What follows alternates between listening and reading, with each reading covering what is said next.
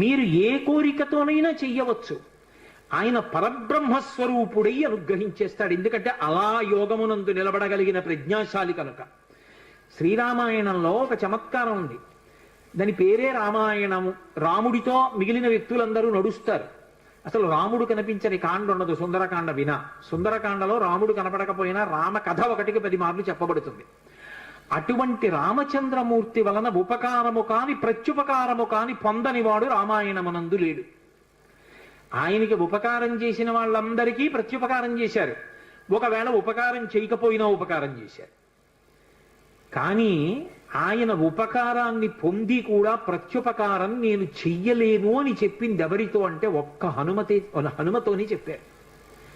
రామాయణ పరిసమాప్తి సమయంలో హనుమని దగ్గరికి పిలిచి గట్టిగా కౌగిలించుకుని ఒక మాట అన్నారు. మదంగే జీర్ణతాం యాతు యత్తయోపకృతం కపేహి నరహ ప్రత్యుపకారాణం అపత్సాయ అతిపత్రతాం అన్నారు. హనుమా, నువ్వు చేసిన ఉపకారము నా శరీరమునందు జీర్ణమైపోవుగాక. ఎందుకని?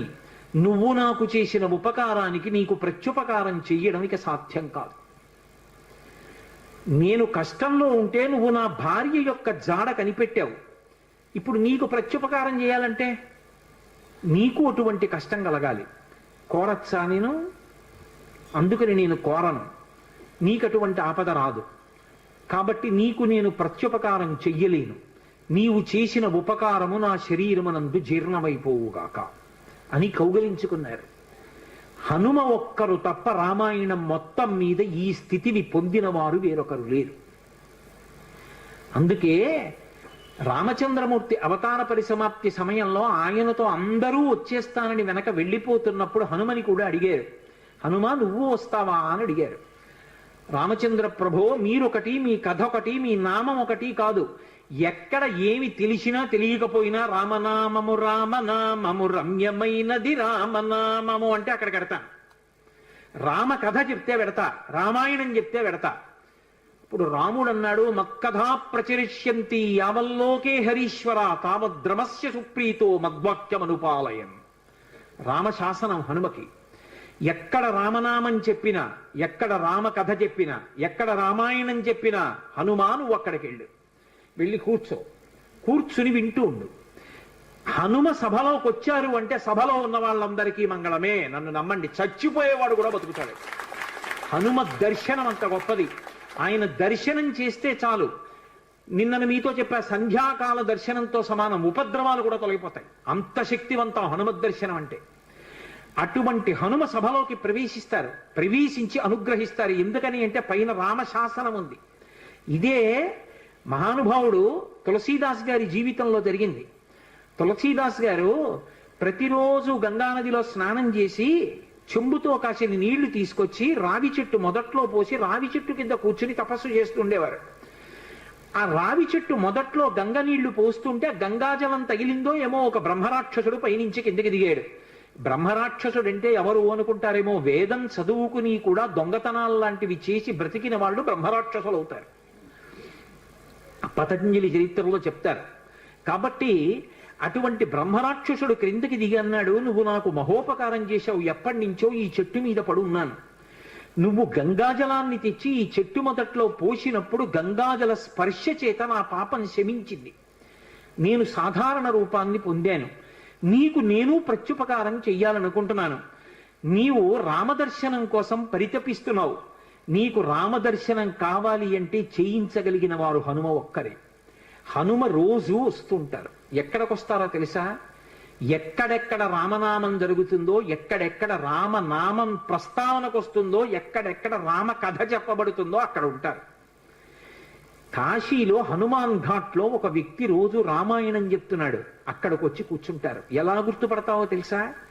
అందరికన్నా ముందు సభలోకి వస్తారు.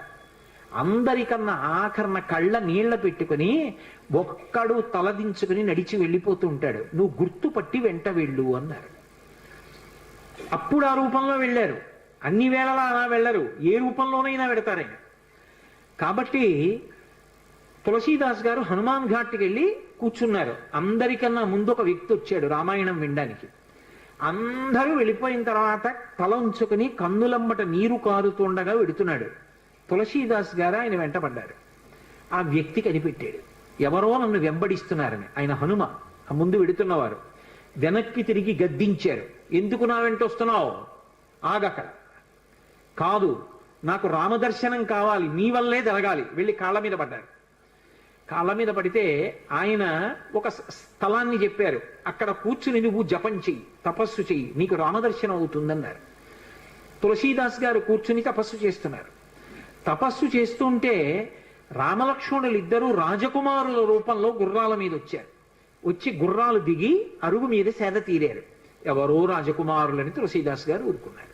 వాళ్ళిద్దరూ గుర్రం ఎక్కి వెళ్ళిపోయారు. హనుమ వచ్చారు, రామలక్ష్మణులు వచ్చారు, గుర్తుపట్టావా అన్నారు. ఎప్పుడు వచ్చారు అన్నారు.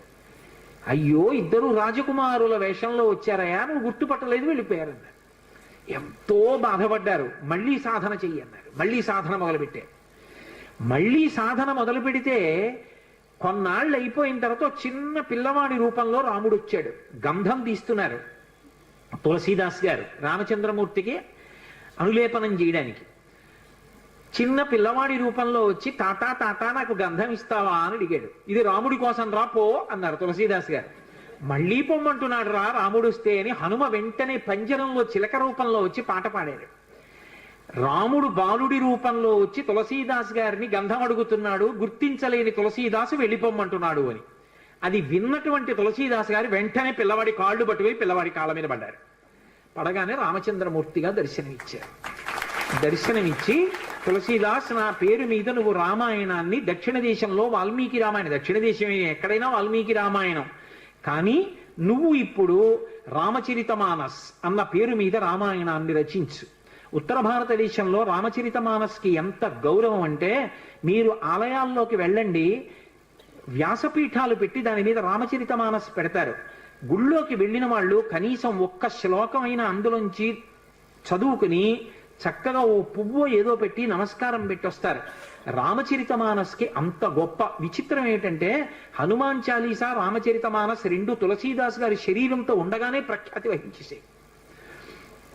అటువంటి తులసీదాస్ గారు ఎప్పుడూ రామనామం చెప్తుండేవారు. ఒకప్పుడు తులసీదాస్ గారు గంగ ఒడ్డున నిలబడి ఉన్నారు. ఒక ఆవిడ గబగబా వచ్చి ఆయన కాళ్ళ మీద పడి నమస్కారం చేసింది. ఎప్పుడూ అలవాటు మీద తులసీదాస్ గారు దీర్ఘసుమంగళీభవ అన్నారు.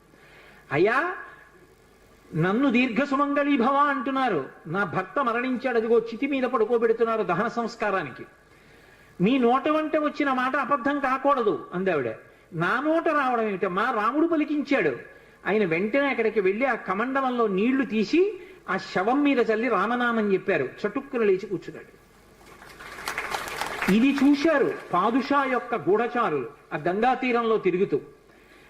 తులసీదాస్ గారి దగ్గర రకరకాలైనటువంటి విన్యాసాలున్నాయి, ఆయన ఏవైనా చెయ్యగలడని పాదుషాకి చెప్పారు. పాదుషా తులసీదాస్ని పిలిపించారు. పిలిపించి, నువ్వేమిటో చచ్చిపోయిన వాడిని బతికించావుట, ఏవి కొన్నటువంటి వింత చేష్టితములు చెయ్యన్నారు.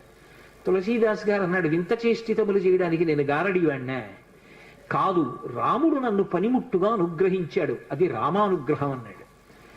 అంటే నేను చెప్పిన మాట పాటించట్లేదు కాబట్టి కొరడాలతో కొట్టండి అన్నాడు. అంటే అప్పుడు హనుమాన్ చాలీసా చేశారు తులసీదాస్ గారు. కళ్ళు మూసుకుని హనుమని తెలుసుకుని హనుమాన్ చాలీసా చేస్తుంటే భటులు వచ్చి కొరడాలు పట్టుకుని కొట్టడానికి పైకెత్తుతున్నారు. ఆశ్చర్యం ఏమిటంటే, ఆ రోజున పాదుషా కోట అంతఃపురం అంతటా పెద్ద పెద్ద కోతులు వచ్చి ప్రతి సైనికుడి చెయ్యి పట్టుకున్నాయి కదలకుండా.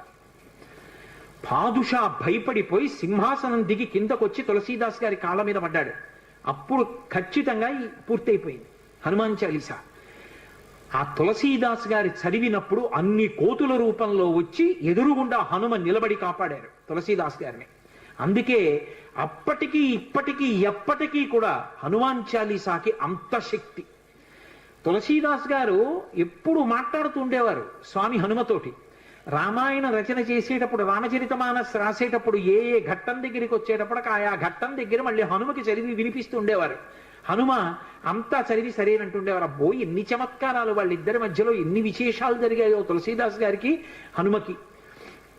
అంతటి గొప్ప అనుబంధం. అందుకే హనుమ గురించి తులసీదాస్ గారు ఏవి చెప్పారో అవన్నీ కూడా అద్భుతమైనటువంటి విషయాలు. రామచరితమానస్ అంత గొప్ప గ్రంథం.